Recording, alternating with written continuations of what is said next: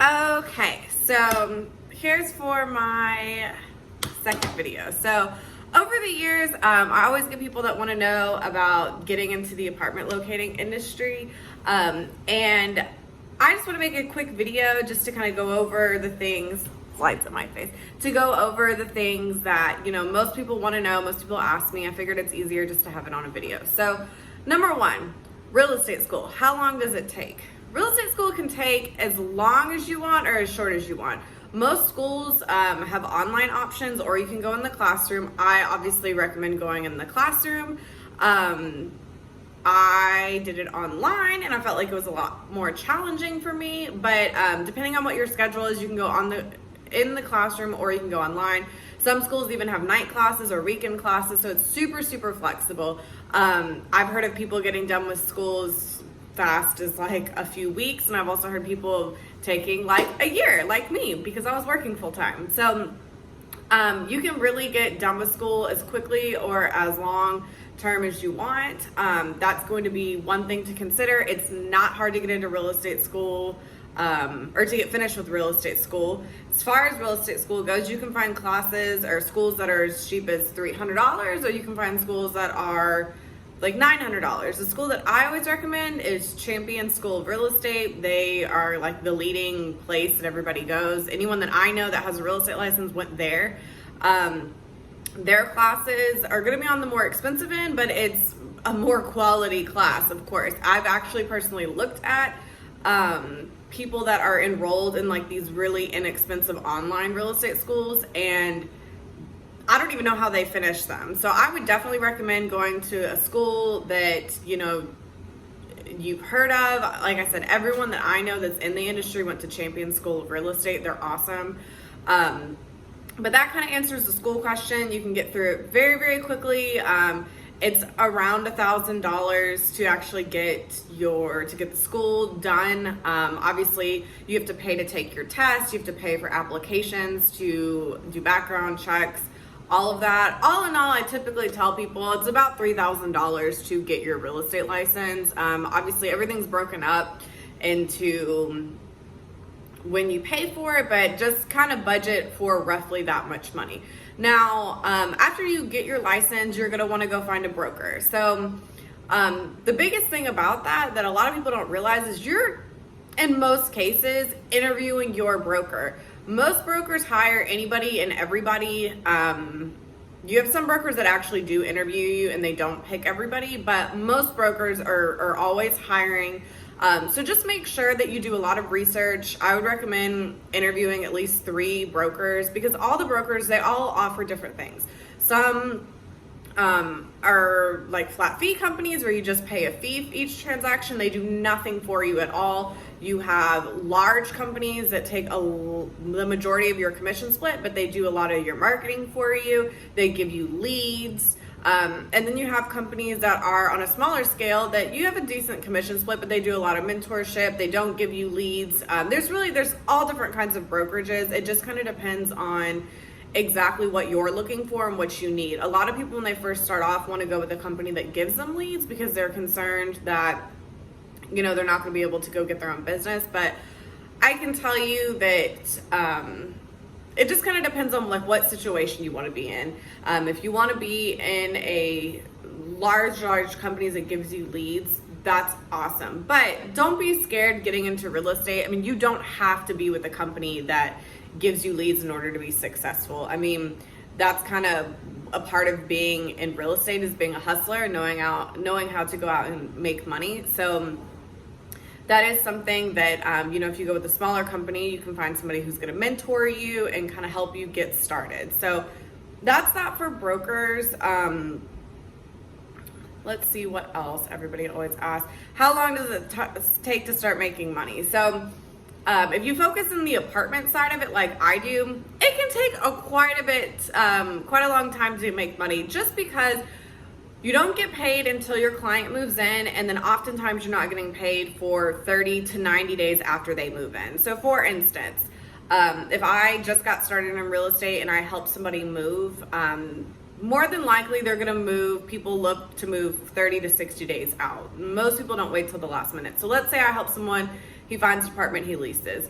Say he moves in December 1st. So now you have December 1st. That's a whole 30 days basically that I have to wait, because we're in November now. So you have to wait 30 days. And then you're also waiting 30 to 90 days probably after to get paid. So already right there, even if I help somebody my first week, I'm already probably looking at 4 months until I make money.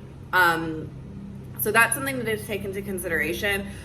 I would not recommend, just like, especially if you're going to do apartment locating, to just leave your job and go decide to do apartment locating, because it takes a while to get money. Now, obviously, once you have like $20,000-$30,000 outstanding in commissions, you're getting checks sometimes 4 times a week. It really just depends, but definitely whenever you first get started, you either need to have a lot of savings, because you probably won't get a check for some months, or you need to keep another job until you get everything rolling in.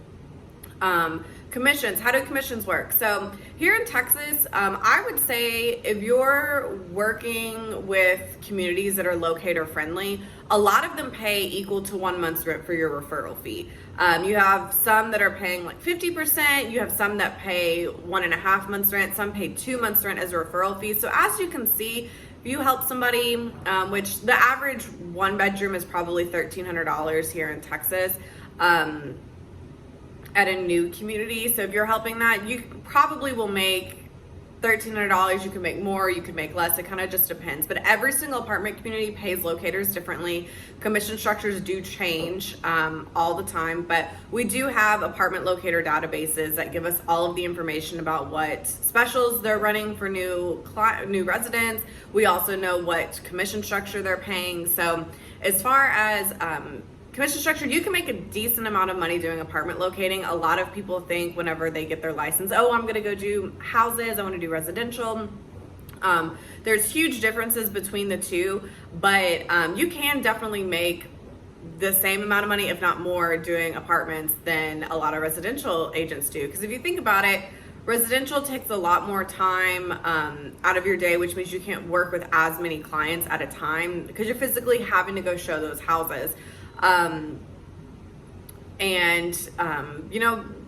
Imagine showing, you wouldn't be able to help 10 buyers in 1 weekend more than likely, and help 10 different people look at houses within 2 days, which is when everybody's off work and looking at houses. But with apartments, you might be able to help 30 people at one time, just because you don't physically have to go tour them.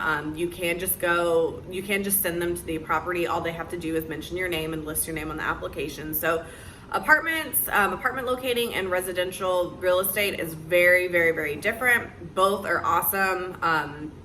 Some people just prefer one of the other.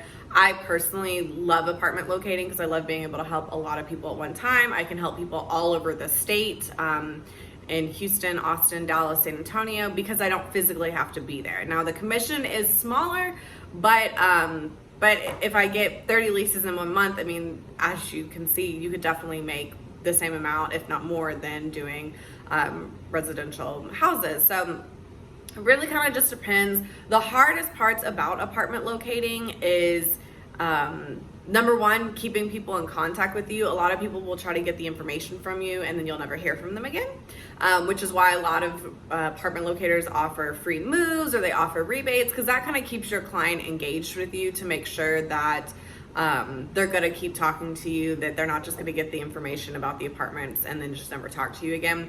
Another good way to get around that is to tour with every single client. But that would be one of the hardest things. And then also going out and getting your clients and following up with them and just keeping them in the loop. I've seen, just from managing an apartment locating company, a lot of agents struggle in the beginning with going out and finding their clients and also just staying on top of them. And it's crazy to me because if you think about it, every single person that you meet, they know somebody looking for an apartment. So that's kind of your job, is to be really diligent about making sure that everyone knows that you're an apartment locator. Even making friends with the leasing agents that work on site. I mean, they're seeing people all day long that are looking for apartments, and if they can't help them, they're going to refer them to somebody. So why not be you? Definitely the biggest thing about locating is, and really real estate in general, is just getting your name out there, staying relevant. That's why a lot of people use social media, because it's constantly keeping all of the people that they know in the know what they're doing for business. So that's definitely one of the hardest things that I see people struggle with is, figuring out how to go get their leads. But it's crazy to me because that should be the easiest way. If you know people, if you know 5 people, you should be able to help somebody find an apartment. So I would say that. So we went over school, we went over brokers, we went over, what the hardest part is. We went over what the commission structures are and how long it takes to get paid. So I think that's going to sum it up. If you have any questions specifically or you want any information about anything else, definitely let me know. But I figured I'd just do a little short video because I get these questions all the time. And I figured it'd just be a little bit easier to put on a video.